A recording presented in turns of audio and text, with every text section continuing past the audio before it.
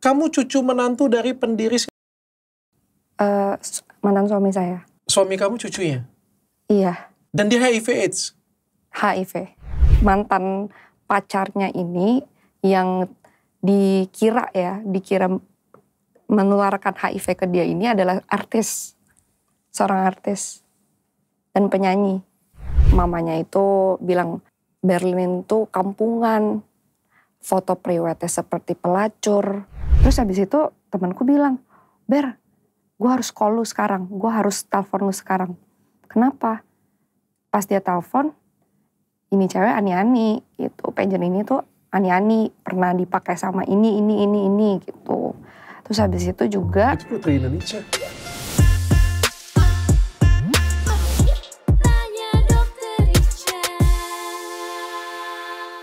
Hari ini saya kedatangan seorang tamu, Berlin Lee. Hai. Hai dok. Dan Bapak pengacaranya. Di depan saya ini sudah ada petunjuk siapa Berlin Lee. Seorang ibu 28 tahun. Intinya aja pokoknya rumah tangganya cukup ada beberapa konflik ya. Iya. Bercerai, tekanan ibu rumah tangga sampai masuk rumah sakit jiwa. Iya betul. Bener? Benar. Didiagnosis bipolar dan suami kamu HIV. Benar. Kamu cucu menantu dari pendiri... Mantan suami saya. Suami kamu cucunya? Iya. Dan dia HIV AIDS? HIV. HIV?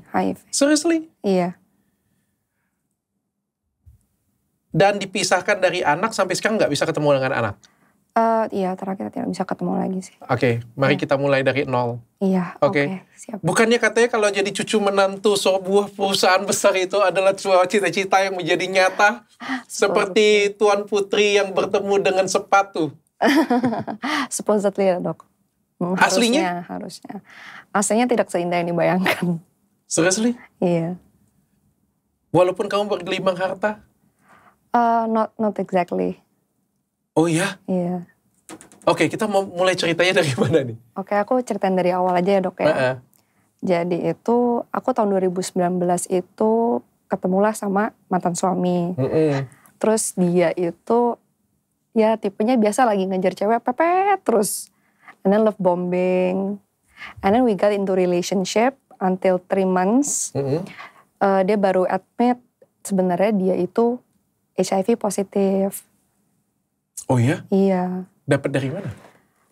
Sebenarnya dia ada sebut dapatnya dari mana, cuman aku nggak bisa kasih tahu sih. Soalnya mantan pacarnya ini yang dikira menularkan HIV ke dia ini adalah artis, seorang artis dan penyanyi. Oke, bisa dilanjutkan, ciri-cirinya lebih banyak. It's not my place to say. Iya, bercanda. It's okay. Jadi... Maklum jiwa kepo saya kan timbul. Dibilang artis, penyanyi, ya kan kita kan kepo lah. Iya. Tapi ya... Oh, dapatnya dari pasangan tapi ya? Dia ngomongnya sih seperti itu, ceritanya. Ceritanya seperti itu, terus abis itu... Lagunya apa? Aduh, lagunya pasti satu Indonesia tahu. Lagu sedih, balad, bahagia. Enggak, jangan korek saya dokter. Jangan korek saya. Iya, terus habis itu dia ngaku setelah itu, waktu itu saya shock dok. Saya shock lah, Tapi pada waktu itu sudah pacaran? Udah 3 bulan. Sudah cinta kamu ya? Iya. Oke. Iya, udah cinta banget lah waktu itu. Terus habis itu, ya dia ngaku, akhirnya dia bilang kalau kamu terima, saya mau menikahi kamu gitu kan. Akhirnya saya dikenalkan lah sama orang tuanya. Dikenalin sama orang tuanya bilang harus masuk Kristen. Unnegotiable gitu kan. Kamu apa? Aku Buddhis. Kamu Buddhis? Iya. Sorry saya potong. Kamu terima? Terima. Boleh nggak saya tanya? Iya. HIV ini kan bukan sesuatu hal yang main-main ya? Oh iya dok, saya lupa. Jadi sebelumnya itu dia bilang bahwa dia ditangani sama dokter infectious disease physician di Singapura yang paling top. Jadi obat-obatannya itu bagus, dia setiap kali rutin minum obat, jadi viral load-nya tuh udah undetected. Oke. Kayak gitu. Tapi dia jujur dengan kamu? Dia jujur. Dan kamu bisa terima itu? bisa waktu itu. Nggak ada masalah. Nggak ada.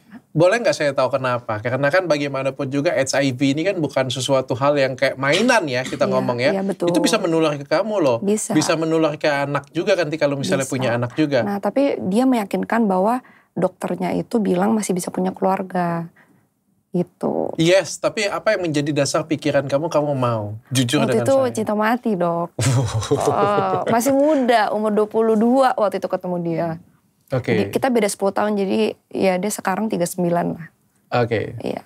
Dia sekarang 39 tahun. Dia sekarang Oke. 39 tahun. Kurang lebih seumuran dengan saya ya. Iya, betul. Oke, and then ketemu dengan orang tuanya. Ketemu orang tuanya langsung tuh diajak ke Singapura, dicek juga.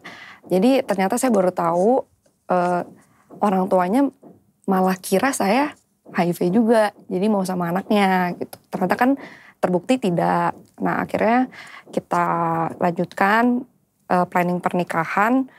Terus abis itu ya barulah konflik itu, sifat mamanya itu baru ketahuan. Dikit-dikit sampai duar gitu. Oke, sampai di sini dulu ya, menikah ya. Iya, Menikah berarti nggak ada keterpaksaan, Nggak ada. bahagia ya. Tadinya jadi gini, Dok, sekarang konflik-konflik itu, terakhir-terakhir tuh saya udah mau batalin pernikahan, saya udah balikin cincin. Oh, sempat ada konflik sebelum pernikahan. Banyak sekali Konflik dengan? ibunya. Jadi ini kalau mau tahu aja ya, Dok ya. Kan cucu siapa nih, betul kan? Oke. Kasih cincin berapa? Nggak sampai sekarat. Oh ya? Ya, waktu itu saya ya terima, nggak apa-apa. Cuman kan itu kan jadi pikiran saya kan. Kok gini ya? Tapi saya nggak pernah minta ya, Dok ya. Saya nggak pernah minta. Cuman kayak, oh gini. Waktu di Sangjit, barangnya bekas. Oke. Ya, barangnya bekas. Nggak semua sih, setengahnya lah. Kamu sudah cek benar-benar nggak itu benar cucu pendiri dari ini nggak? Jangan-jangan bukan lagi ngaku-ngaku aja. Benar. Siapa ini? Dari yang mana sih? Dari istri pertama atau? Aduh, saya nggak berani nyebut tuh. Mohon maaf, Dok, saya nggak berani nyebut. Jadi kayak ya udah, terus abis itu kita juga banyak konflik kayak. Tapi sudah dipastikan benar ya? Iya, benar. Oke. Jadi mamanya itu bilang Berlin tuh kampungan, foto priwetnya seperti pelacur. Habis itu kok Berlin katanya lulusan fashion design di Paris, tapi kok bajunya nggak bener gitu-gitulah.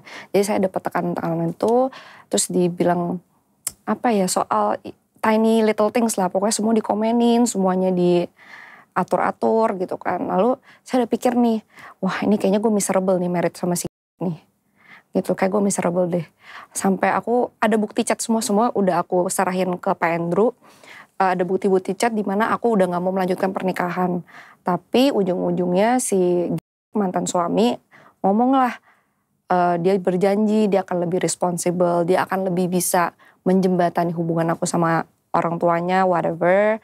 Dia janji mau berubah, sampai nangis-nangis, sampai dia membawa temennya juga yang inisialnya AC. Itu sebenarnya aslinya teman saya sih, cuman ya whatever. Terus dia mohon-mohon sama saya, akhirnya ya udah deh, I go for it. I went. Oke, artinya Away. mantan suami kamu sangat mencintai kamu ya. Iya. Dan akhirnya kamu mau menerima. Dia sampai ada tato namaku, Dok. Hah? Dia sampai ada tato namaku. Di badannya? Sini. Iya. Oke. Begitu dia mencintai kamu ya? Iya. Oke, menikah nih. Menikah. Tinggal sama mertua? Enggak. Sendiri? Kita dikasih apartemen. Ada apartemen sendiri. Bahagia dong berarti? Enggak sih. Jadi kenapa lagi?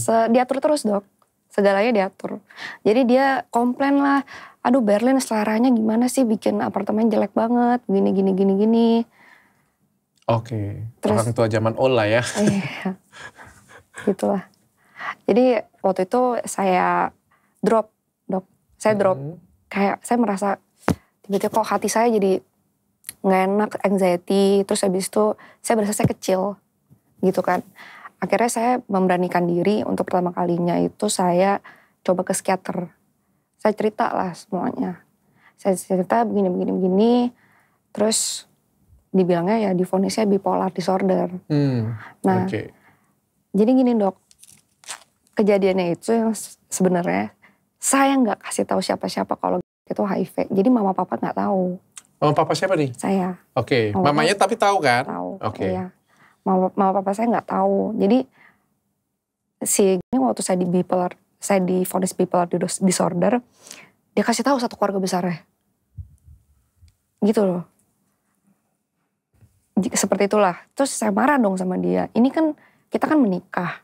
Ini kan urusannya kan antara kita berdua. Kamu HIV aja saya nggak kasih tahu siapa-siapa. Kenapa saya divonis mental health issues kamu sebarin ke keluarga gitu loh. Waktu itu sih dia minta maaf. Jadi kan setelah saya divonis saya minum obat dok. Saya medication. Udah saya medication. Obatnya itu dokter tahu kan kalau psikiatri itu kayak chef dok. Jadi harus cocok-cocokan. Racikannya harus pas. Biar saya bisa stabil gitu lah. Jadi awal-awal itu saya nggak stabil, saya depresi, nggak bisa bangun dari tidur, lihat matahari takut, rasanya takut banget, ketakutan matanya jadi sayu. Habis itu ada beberapa kejadian,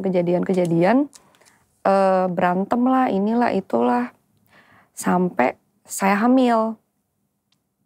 Saya hamil karena itu ada HIV, jadi tuh pembuluh darahnya itu tuh sebelah sini tuh mati dok. Jadi dia jalannya pincang. Dia harus operasi stem cell di RSCM.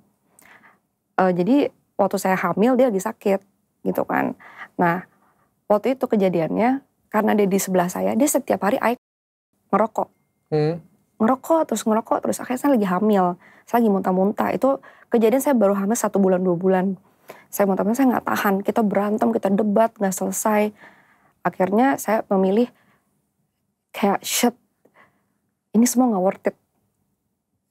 Dengan apa yang mamanya tekankan ke saya, perilakunya dia sendiri, sama duit bulanan yang nggak seberapa. Saya ngerasa semua ini nggak worth it, jadi saya kabur. Nah semasa saya kabur, sampai saya lahiran lah, baru ketemu lagi sama dia dan tidak pernah dibiayai sepeser pun. Oke, kamu kabur dari rumah, nggak dicari? Nggak dicari? Pokoknya selama saya kabur itu, jadi gini dok, saya itu kan dulu punya studio foto, studio seperti ini gitu loh, studio foto tapi fotografi studio. Itu dikasih tempat sama mamanya, di ruko mamanya. Nah saya tuh dikasih 1 bulan itu saya bayar 60 juta. Waktu saya hamil, tiba-tiba mamanya nggak biayain, nggak berusaha menengahi, tapi minta duit. Tapi minta duit sama saya, sewanya udah mau habis nih. Next bayarnya 100 juta. Jadi saya diusir secara halus. Gitu loh. Ya udahlah whatever, saya bayar. Saya bayar 60 jutanya, tapi saya bilang saya nggak mau lanjut lagi gitu kan. Akhirnya saya hamil sendiri, saya pulang ke rumah orang tua, jadi orang tua saya yang jagain saya. Dia baru kembali ke saya itu 2 minggu sebelum saya melahirkan.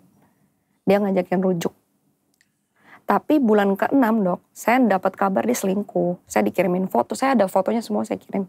Ada foto, video dia selingkuh gitu. Dia selingkuh? Dia selingkuh. Oke, fix itu ya? Iya, itu tapi kamu juga meninggalkan rumah ya? Iya, saya juga meninggalkan rumah sih.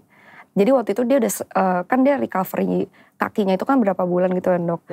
Pokoknya semua ini happen tuh lagi COVID period. Dia juga kakinya juga lagi sakit. Setelah dia sembuh, dia keluar-keluar, dia pergi sama cewek gitu. Sorry saya potong sedikit. Suami kamu kerjanya apa? Sekarang kalau nggak salah sih dia terakhir cerita jewelry. Tadi kamu bilang dapat duit bulanan, emang dapat jatah dari keluarga masih atau bagaimana? Dari mamanya. Oh dari mamanya masih? Jadi waktu saya nikah, itu tuh dia tuh kayak dikasih allowance. Allowance? Kayak duit jajan. Oh oke. Dia kerjanya kan, dia nggak bisa kerja. Jadi aku juga nggak respect dia, jadi kita banyak konflik. Kamu menikah dengan seorang laki-laki yang tidak bekerja? Kerja, cuman nggak jelas. Nggak jelas? Gitu loh. Dan dapat dari mamanya cuma? Dapat dari mamanya. Dan jadi kasih 50 juta. Sebulan? Sebulan, saya dikasih 10. Kamu dikasih 10? Iya, tapi kan saya bisa kerja sendiri. Suatu COVID saya cari kerja online, jual-jual barang. Saya bisa dapat lebih gitu kan. Tapi giliran saya mau ke studio kerja, berantem. Jadi banyak, nggak boleh katanya COVID. Nanti kalau kena COVID, nanti meninggal gitu-gitu. Jadi banyak sekali konfliknya. Tapi kamu tahu ya bahwa ini adalah salah satu resiko di mana rumah tangga itu tidak bisa berdiri sendiri dengan mandiri karena masih mendapatkan sesuatu dari orang tua. Kamu tahu? Betul, tahu dok. Makanya waktu itu saya udah balikin cincin, saya nggak mau. Cuman dia bilang, dia janji dia bakal responsible, gitu-gitulah. Oke, maksudnya kayak gini. Kita nggak bisa mengharapkan suatu keluarga ini independen utuh ketika kita masih mendapatkan sesuatu dari orang tuanya. Apalagi itu tanpa bekerja apapun. Dia kerja dok. Ya kecuali kalau kayak gini ya, anaknya itu kerja dapat jabatan sesuatu di perusahaan. Ada, dan seperti digaji. itu. Seperti itu. Ya. Tapi saya tuh pernah sekali mergokin dia kerja. Dia nggak punya laptop. Jadi dia cuman ke kantor. Terus saya iseng, saya cek nih, dia kerja apa sih di kantor gitu kan. Karena saya nggak ngerti dia kerja apa, dia bilang IT gitu kan. Saya cek websitenya nggak aktif, LinkedIn nggak punya, segala macam nggak punya. Saya pergokin lah ke kantor, waktu lagi COVID sih. Saya pergi ke kantor, dia lagi main Clash Royale di iPad. Gitu. Jadi, tapi bukan slot ya? tapi dia bilang sama saya, dia kerja gitu loh. Oke. Ya, berarti saya duga ya nggak kerja cuma dapat uang dari orang tuanya. Makanya saya bilang allowance. Oke. Gitu. That's why kamu bilang allowance. Dan itu juga menjadi penyebab bahwa selama ini orang tuanya selalu ikut campur dalam urusan rumah tangga kalian juga. Dan selalu mengatur. Mamanya aja sih, papanya sih enggak. Papanya enggak? Papanya enggak. Oke. Lanjut setelah lahiran. Rujuk nggak nih 2 minggu sebelum lahiran? Rujuk, baikan. Iya. Kenapa rujuk? Saya nggak tahan dok, sendiri. Oke. Ngelewatin semuanya sendiri, nggak kuat. Bener-bener nggak kuat. Saya kalau inget-inget masa-masa hamil, itu aduh ini ya, kayak mau nangis. Kalau inget masa-masa hamil tuh setiap hari nangis gitu loh. Kayak kenapa aku jadi gini ya gitu loh. Oke. Waktu kehamilan kamu cukup menyedihkan ya? Banget sih. Soalnya aku kan kerja juga kan. Berpisah sakit, bersamanya sakit, berpisah dengan dia juga lebih sakit lagi. Iya. Aku ngerasa kayak I cannot do this on my own gitu loh. Jadi akhirnya dia bilang, dia rujuk, ayolah kita rujuk, kita baik-baik lagi gitu kan.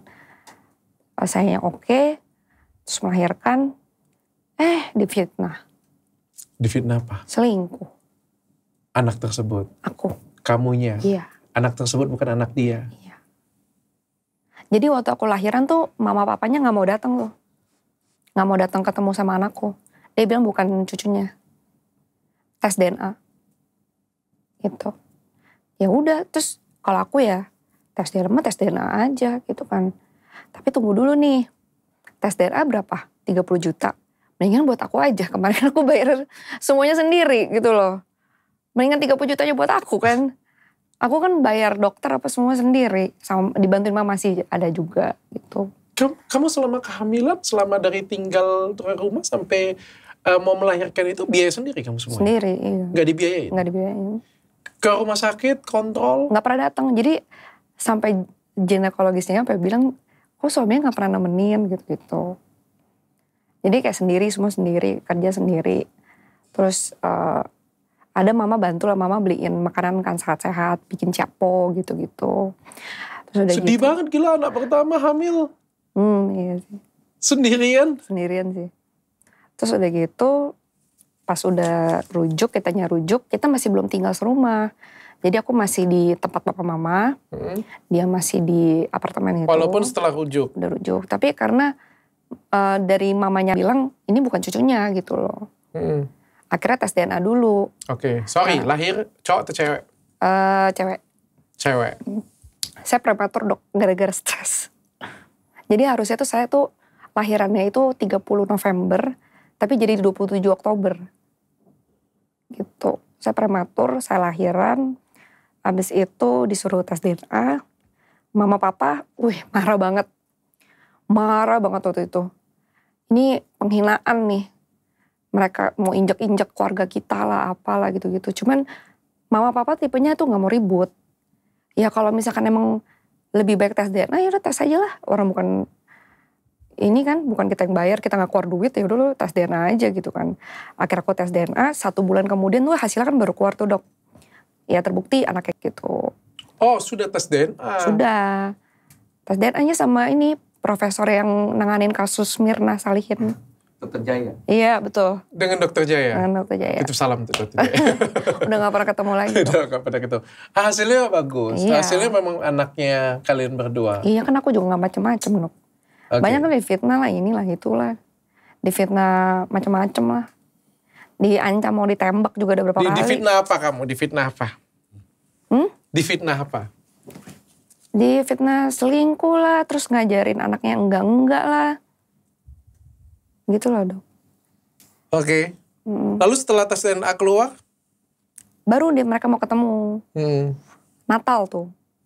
Natal 2021 Natal akhirnya kita tinggal sama-sama. Saya lagi ASI, masih ngasi. Itu bulan ketiga saya ASI. Saya ketemu ternyata masih lanjut perselingkuhannya.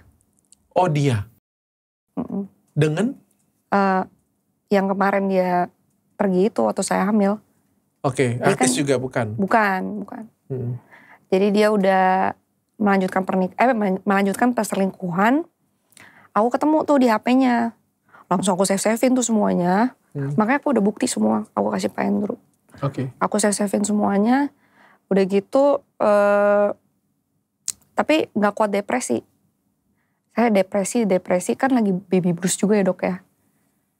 Dia selingkuh, ketahuan lah kemana lah, kesini lah gitu. Gak tahan bener-bener. Aku attempt suicide. Oh, oke. Iya. Dengan cara? Minum obat, minum sabun gitu. Sudah dilakukan? Udah. Apa yang kamu minum? Aku sampai ini. Coba ini. Tapi katanya salah dok. Caranya gini kalau. Katanya kalau kayak gini. Pakai apa? Enggak, pakai pisau. Saya semua udah aku lakuin sih. Kayak maksudnya. Nanti lah aku ceritain ya. Jadi kayak mencoba bunuh diri berkali-kali sampai semuanya kan concern. Mama papa concern, teman-teman juga teman dekat concern. Akhirnya mereka masukin aku ke rumah sakit jiwa. Dan dirawat? Dirawat sama dokter Richard Budiman, RSK Dharma Wangsa. Selama? 3 bulan. Karena kamu attempt suicide tadi? Terus-terusan. Mencoba Berapa kali kamu sudah mencoba untuk, bunuh diri? Kalau yang waktu tahun 2022 itu, kan aku kan, iya itu yang awal-awal aku suicide, aku jujur aku udah gak inget berapa kali. Tapi di rumah sakit sempat mencoba juga minum obat-obatannya kayak semuanya aku minumin gitu loh. Terus udah gitu. Sabun, Listerin juga pernah. Kamu telan? Iya. Tapi gak mati-mati. Cuma nyiksa diri. Terus habis itu ya udah aku akhirnya 3 bulan tuh dirawat di rumah sakit jiwa kan. Terus habis itu pas aku keluar. Aku translate dulu ya. Seorang yang punya gangguan mental ketika dirawat, ketika mencoba untuk melukai dirinya sendiri atau melukai orang lain. Ya, itu adalah indikasi untuk dirawat inap ya. Bukan artinya itu nggak sadar atau apa. Mungkin dia punya kesadaran, tapi dia selalu punya kecenderungan untuk menyakiti dirinya sendiri ataupun menyakiti orang lain. Biasanya sih disarankan untuk dirawat inap. Betul. Untuk melindungi itu ya, supaya nggak terjadi macam-macam. Oke, itu aku kasih tau dulu supaya nggak salah. Iya. And then, tapi nggak mati ya? Terus habis itu aku udah pulang, kita coba konsultasi. Suami kamu tahu tapi? Tahu apa? Kamu mencoba diri terus? Iya tahu. Apa reaksi dia? Concern sih waktu itu. Oh, berarti dia juga masih tetap sayang kamu dan dia bawa kamu ke... Saat itu aku udah gak tahu lagi dok. Kayaknya sih udah gak sayang sih. Soalnya kan dia masih selingkuh. Dia hanya concern anaknya.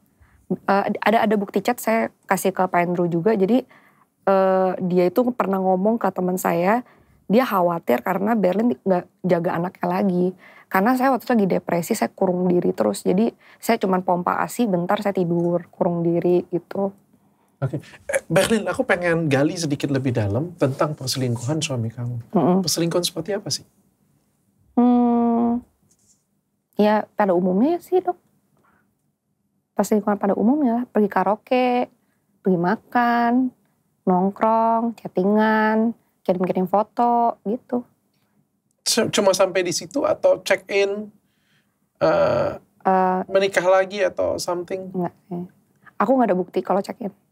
Oke, jadi ada apa yang namanya ada hubungan yang spesial mungkin ya. Iya, Ada teman betul. dekat dengan Iya, cewek. iya betul. Tahu dari mana kamu itu pacar? Siapa tahu itu teman-temanan. Kan aku ini ngelihat pakai hi dear, good morning dear gitu. Kayak gitu-gitu. Terus habis itu dia mau ada kerja sama lah sama cewek itu, kerjain apa gitu-gitu. Kamu pernah tanya dengan suami kamu? Apa itu? Kamu pernah tanya nggak? Apa ini chatan apa ini? Enggak sih, nggak tanya kayak gitu sih. Aku tanya kayak why gitu. Why you did this to me? And then? Nggak jawab apa-apa sih. Dia orangnya introvert, jadi dia kayak nggak bisa banyak komunikasi gitu sih. Oke. Pernah nggak kamu berpikir bahwa mungkin ini gara-gara aku kabur? Iya.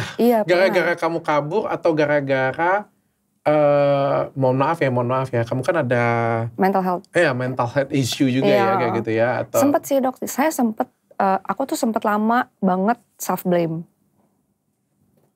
This is all my fault gitu loh. Sempet juga kayak gitu. Aku ngerasa mungkin dulu kalau aku ngapain aku kabur, tau gitu aku ngalah aja, dia ngerokok aku yang pindah kamar gitu-gitu. Aku sempat self blame. Aku ngerasa perceraian itu nggak mungkin cuma salah satu pihak sih. Pasti dua-duanya salah. Mungkin waktu itu aku masih terlalu muda, jadi respon aku tuh terlalu emosional. Oke. And then setelah kamu di rumah sakit? Iya, jadi kita udah pulang kita ikut konseling pernikahan, nggak workout. Tetap dia nggak pernah bikin PR, aku bikin PR, dia nggak bikin PR. Kita perang terus, teriak-teriakan apa segala macam, nggak ada jalan keluarnya kan. Akhirnya dia tiba-tiba sue for divorce. Iya, dia file for divorce. Iya. Oke. Dia menceraikan kamu. Iya. Dan kamu? Ya udah nggak apa-apa. It's okay. It's okay. And then? Iya, tapi kan dia pengen hak asuh. Waktu itu aku udah hire lawyer juga. Anak kamu umur berapa? Waktu itu 7 bulan. 7 bulan itu, sungguh singkat sekali ya berarti dari lahiran sampai kamu rawat anak sebentar, masuk rumah sakit jiwa, and then keluar 7 bulan. Iya. Bisa jadi cuma baby blues aja kamu. Iya, tapi kan mereka kan menganggap kalau di putusannya itu dok, saya ancaman bagi anak saya. Ya begitulah. Ya kan, ya Drew ya. Oke, bukan waktunya pendek sekali waktunya. Oke, 7 bulan diajukan perceraian, and then kamu kalah? Enggak sih, aku gak datang aja. Ya, first take look. Kamu gak datang? Iya. Dan hasilnya? Gak apa-apa sih, anaknya di dia. Saya ngerasa soalnya dia juga sayang sekali kan sama anak saya gitu kan. Dia kan sayang banget. Jadi kayak aku kayak diskusi tuh sama papa mama. Waktu itu aku pengen, aku mau hak asuhnya di aku gitu loh. Cuma papa mama bilang better di dia, yang penting kamu masih bisa ketemu setiap saat, masih gak apa-apa. Karena kan kalau lawan keluarga mereka kan buang-buang duit aja gak sih dok? Oke.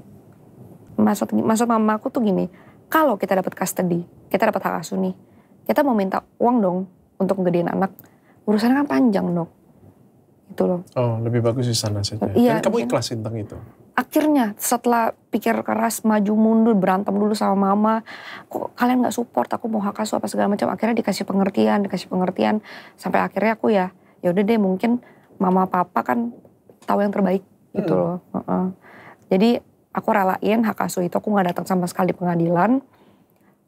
Terus ketok palu, ternyata turns out setelah putusan itu keluar, mereka melarang aku ketemu sama anak aku sampai anakku 1 tahun. Jadi tuh aku 5 bulan itu gak ketemu sama anakku. Oke.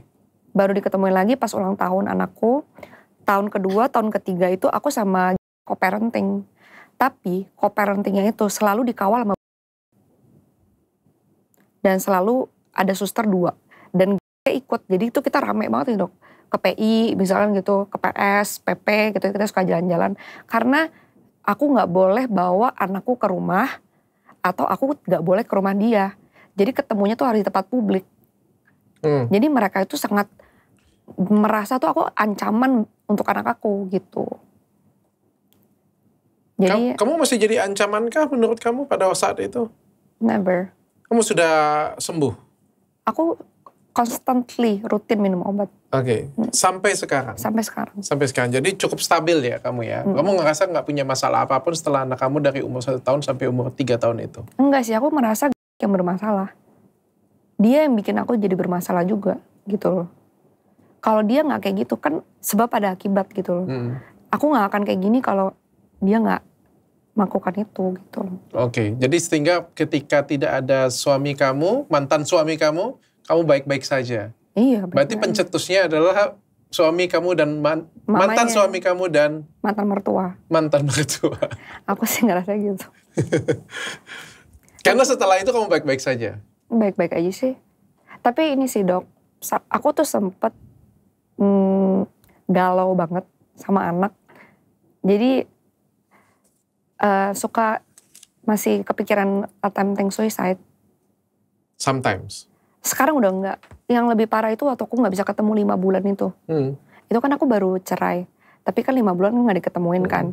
Itu aku udah 2 kali dapat surat peringatan dari manajemen apartemen.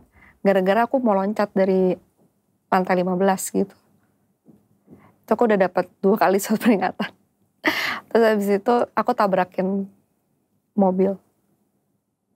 Karena gak bisa ketemu sama anak. Karena aku ngerasa my world is ruined. Oke. Jadi kayak akhirnya mama papa kan juga, aku sebenarnya mau minta maaf banget sih sama mereka maksudnya, dan terima kasih juga mama papa tuh support banget. Dan selalu mau cari dokter yang terbaik gitu loh buat aku juga, bantuin. Jadi aku udah ngelewatin fase-fase depresi itu. Karena kan walaupun minum obat, tapi kan lukanya gak sembuh dok. Luka itu kan susah banget sembuhnya. Oke. Dan selama kamu co-parenting anak dengan mantan suami, kamu cukup happy? Happy. Cukup bagi kamu? Cukup lah, lumayan lah ya. Iya cukup, tapi belakangan tuh terakhir kenapa aku memviralkan ini di sosmed aku, karena dia gak kasih ketemu. Tiba-tiba. Why? Karena aku gak tahu sih, aku tuh cuma bilang kayak gini ke dia, kayak Ger, hari ini bisa ketemu sama Leighton gak gitu kan. Terus dia bilang dia ada meeting. Terus aku bilang ayo dong, gak apa-apa sama suster aja sama ajudan gak apa-apa gitu kan. Kan jadi kamu meeting ya gue sama Leighton aja gitu kan. Dia gak kasih. Terus aku bilang ayolah please lah, kepala apa sih, aku bilang aku lagi gak enak kepalanya gitu loh, maksudnya lagi banyak pikiran gitu kan. Dia bilang justru kalau lagi banyak pikiran jangan ketemu sama anak gitu. Terus aku ngamuk. Ngamuknya bagaimana? Iya, aku viralin di sosmedku gitu. Oh, kamu viral di sosmedmu. Apa responnya? Gak ada sih. Langsung blok aja semua. Dia ngeblok kamu? Semua. Dan makin dia gak kasih kamu? Iya. Oke. Kabar terakhir suami kamu bagaimana? Terakhir sih aku ketemu sama dia cerita. Dia lagi pacaran sama salah satu finalis Putri Indonesia. Iya. Terus habis itu dia tiba-tiba ngirimin si pageant ini tiba-tiba ngirimin aku video. Dia lagi main-main sama anakku. Oke. Terus aku kan kamu kenal? Enggak, tadinya gak kenal. Terus enggak temenan? Enggak. Tapi dia kirim video dia lagi main sama tujuannya? Kayaknya sih mau bikin ku iri kali ya. Aku juga gak ngerti sih kenapa dia kirimin itu. Tapi kelihatannya sih jujur, kelihatannya sih dia sayang ya sama anakku. Soalnya kan kalau ajaran keluargaku ya dok, makin banyak yang sayang sama anak lu harus bersyukur. Ya aku coba bersyukur aja. Tapi ternyata aku dapat telepon. Jadi kan aku ngirim ke temanku kan. Ngirim ke grup temanku yang cewek-cewek. Terus habis itu temanku bilang, Ber, gue harus call lu sekarang. Gue harus telepon lu sekarang. Kenapa? Pas dia telepon, ini cewek ani-ani gitu. Pageant ini tuh ani-ani. Pernah dipakai sama ini gitu. Terus habis itu juga. Itu Putri Indonesia? Salah satunya, dia gak menang kayaknya. Tahun? 2022. Nama? Namanya Sambut lagi. Oke, kita bip berarti ya. Oke, lanjut. terus iya habis itu aku juga bukan cuma dia doang dok. Bukan cuma temanku ini, tiba-tiba ada satu teman yang lain. Ber, gue pernah tuh ketemu sama si ini gitu. Datang sama omnya gitu. Ke restoran ini, waktu itu kan gue lagi kerja di situ. Gitu-gitu.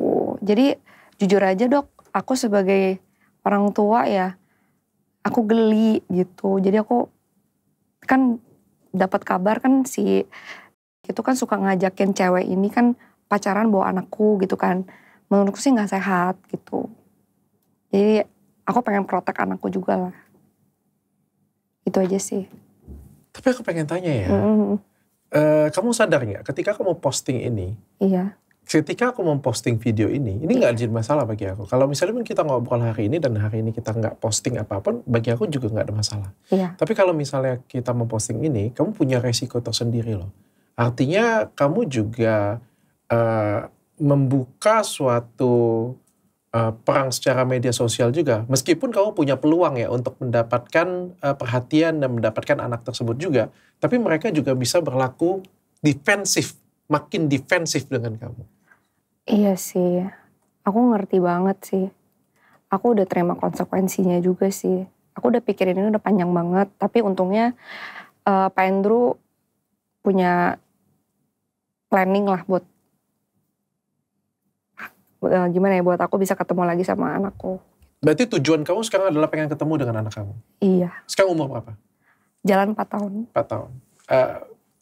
Bagaimana dia? Lucu banget dok, lagi golden age kan. Lagi lucu-lucunya gitu loh. Aku tuh cuman bingung nih dok. Aku udah selama co-parenting, aku gak pernah ngapa-ngapain, gak pernah aneh-aneh gitu loh. Tapi mereka selalu kayak bilang tuh aku ancaman gitu. Oke. Aku tuh cuma pengen kayak bisa anakku nginep tempatku gitu. Kalau nggak main ke tempatku, atau nggak aku masakin dia bekal sekolah, kayak gitu-gitu sih. Nggak dikasih? Simple things nggak dikasih. Anak dengan kamu kayak gimana? Masih ingat untungnya, karena aku rajin nyamperin. Aku rajin banget nyamperin dari co-parenting itu sih. Oke, dan dia sayang dengan kamu juga? Sayang sih, iya. Dia kalau video call juga masih manggil mami gitu. Sekarang masih video call? Udah enggak. Nggak bisa lagi? Nggak bisa.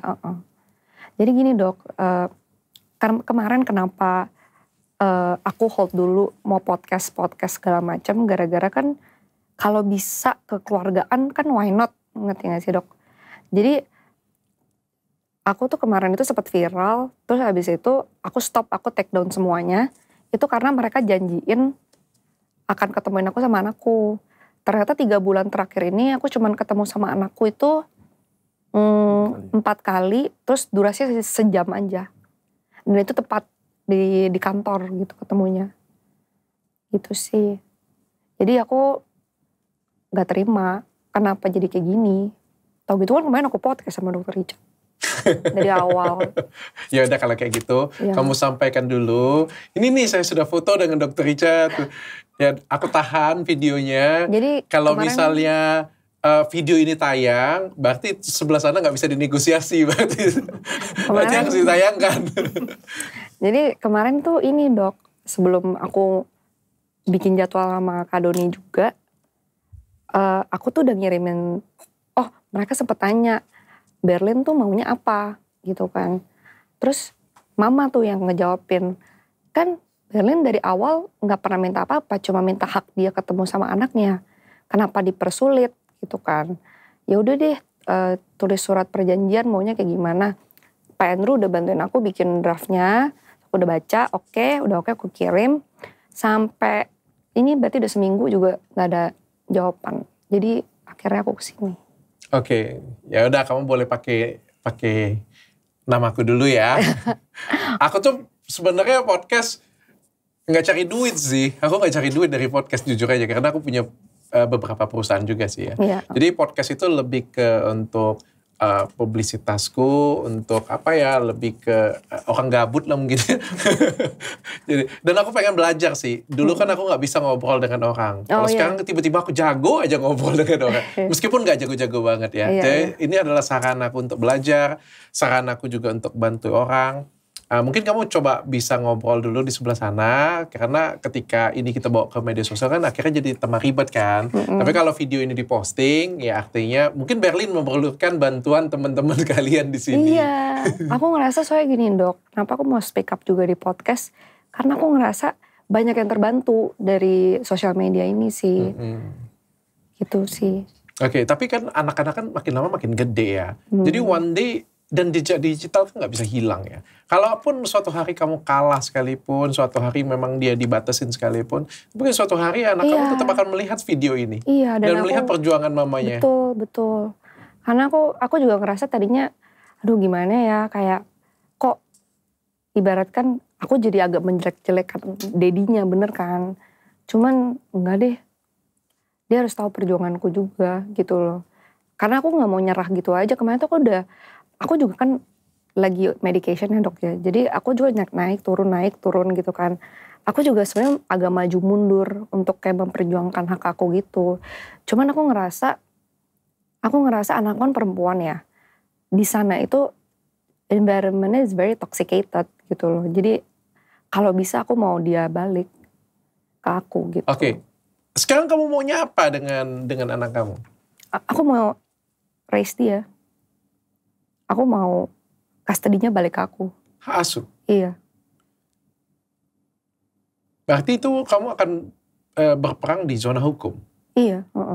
Oke. Dan dengan Bapak pengacara? Sudah dimasukkan? Belum. Belum dimasukkan? Jadi mungkin sedikit ya Dok ya. Saya melihat bahwa perkaranya Berlin ini mungkin perkara yang dialami banyak wanita di Indonesia yang mengalami perceraian. Terutama yang pasangannya yang mungkin memiliki power dalam hal ini. Dan saya melihat ini cukup menyedihkan. Kenapa? Karena pada saat putusan perceraian, semua putusan pasti juga mengacu pada Undang-Undang Perlindungan Anak. Yang diantaranya adalah bicara terkait hak, terkait orang tua untuk dapat mendidik juga, bertemu setiap saat, membesarkan juga secara co-parenting. Artinya apa? Berlin memiliki hak hukum Dok. Nah ini yang kita lagi perjuangkan. Awal mulanya bisa disampaikan oleh Berlin. Berlin bilang bahwa keinginannya dia hanya ingin bertemu, ingin mendidik bersama. Walaupun dibatasi pun dia sudah tidak keberatan. Sampai di titik akhirnya dia kemarin datang ke saya karena dia sudah mengalami yang namanya frustasi lagi Dok. Karena perjumpaannya itu ditanda kutip terasa seperti dihalang-halangi dan diberat-berati. Itu dibuktikan dari mana? Kita bisa lihat dari jumlah pertemuan, intensitasnya. Padahal putusan dari perceraian tersebut bilang bahwa bertemu setiap saat. Artinya kapan dia mau, anaknya mau, harusnya tidak menjadi masalah. Nah ini yang saya prihatin gitu. Jadi bagaimana hak seorang ibu harus diperjuangkan di bangsa ini. Langkah hukumnya Mas, langkah hukumnya apa nih? Soalnya kan kita nggak bisa cuma ngomong aja nih. Kita harus ada langkah hukum, dia pengen hak asuhnya kembali. Betul, saya memang ingin menyebutkan langkah hukumnya Dok ya. Tapi namanya pengacara kalau kita sebutin nanti pihak lawan bisa langsung menjegal langkah-langkah yang kita sudah siapkan Dok. Jadi kita sudah memiliki beberapa strategi. Mau digugat lagi? Ada beberapa strategi yang mungkin belum bisa saya naikkan dulu strateginya. Karena ini bicara tentang bagaimana strategi lawyer memenangkan perkara Dok. Bukan maksud saya langkahnya ini mau digugat ke perdata lagi atau ke pengadilan? Part of it ya. Yes, itu jadi kita kan. akan ngambil langkah sebagian di sana ada dan ada lagi langkah-langkah yang akan kita ambil secara terang juga. Tapi tentu sekali lagi Dok mohon izin kita nggak buka ya Pak Dok ya. Gitu. Berlin, yang kamu mau hak asuh sepenuhnya? Kali ini iya. Tapi kamu sudah tahu bahwa ketika kamu menyatakan itu, berarti kamu sudah menyatakan sebenarnya dengan pihak keluarga sana adalah perang. Dan kamu sudah siap berarti selama perang tersebut, mungkin kamu akan diperberat untuk tidak bertemu dengan anakmu. Siap Dok. Siap. Saya aja waktu itu udah lama diketemuin kan. Mohon maaf, saya harus bertanya ini karena ini bisa jadi, ini adalah pertanyaan pasti dari pihak suaminya kamu bertanya. Saya mewakilkan ini bicara dengan kamu.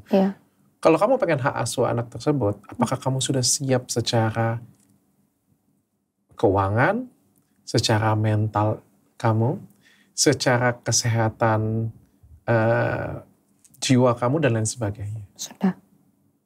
Mantep. Udah oke. Kamu ngerasa kamu mampu? Iya, siap. Oke. Kalau kamu pegang hak asuh ini, apa yang akan kamu lakukan andai kata hakim mengetok palu bahwa kamu mendapatkan hak asuh ini? Bagaimana dengan ayahnya? Akan kamu melakukan hal yang sama? Enggak lah. Aku nggak, bukan orang kayak gitu, Dok. Kapan aja mereka mau ketemu ya boleh gitu. Mau nginep boleh, mau jalan-jalan ke luar negeri silakan, ajak aja.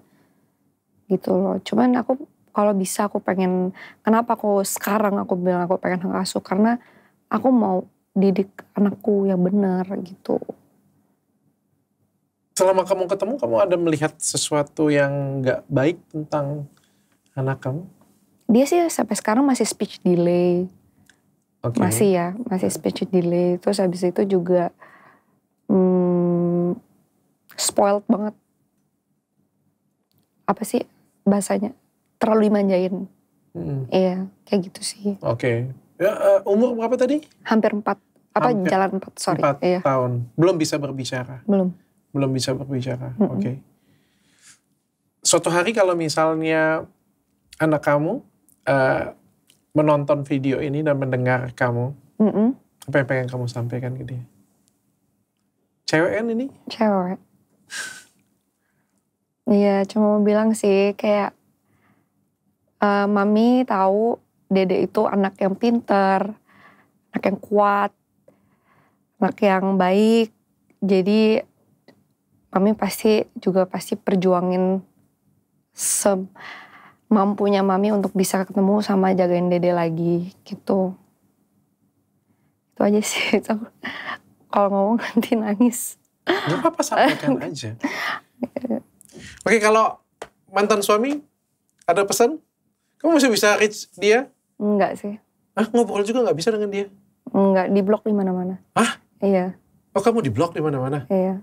Di-blok oleh mantan suami? Iya, sama keluarganya semua di-blok. Mantan mertua juga ngeblok kamu juga? Jadi gak bisa video call sama anak. Iya sih. Mau sampaikan untuk mantan suami atau untuk mantan mertua? Nggak ada, udah cukup. Mama. Nanti kasar jadinya. Nanti kata-kata kasar yang keluar. Pertanyaan terakhir dari saya. Apa pelajaran terindah yang kamu dapat dari semua yang kamu alami sampai saat ini? Pelajaran yang, ada sih Dok. Yang aku tangkap dari semua kasusku ini. Selalu percaya sama isi hati sih. Selalu ikutinlah isi hatimu gitu loh. Biar tidak ada penyesalan di kemudian hari gitu. Dan isi hati kamu sebenarnya dari awal adalah? Tidak menikah. Mas. Siap, Dok. Kamu punya pekerjaan yang mulia membela seorang ibu yang pengen bertemu dengan anaknya. Harus kamu dapatkan ya, Mas. Kita lakukan yang terbaik. Amin, amin. Ada yang mau disampaikan, Mas? Mungkin terakhir? Ya, mungkin untuk semua sahabat-sahabat dari Dr. Richard Lee, situasi dari Berlin ini mungkin hanya sebagian yang terangkat ke permukaan dan sebagian dari rekan-rekan mungkin mengalami hal yang serupa. Tapi ingat satu hal bahwa negara kita adalah negara hukum dan saudara punya hak untuk dapat memperjuangkan hak saudara di negara hukum.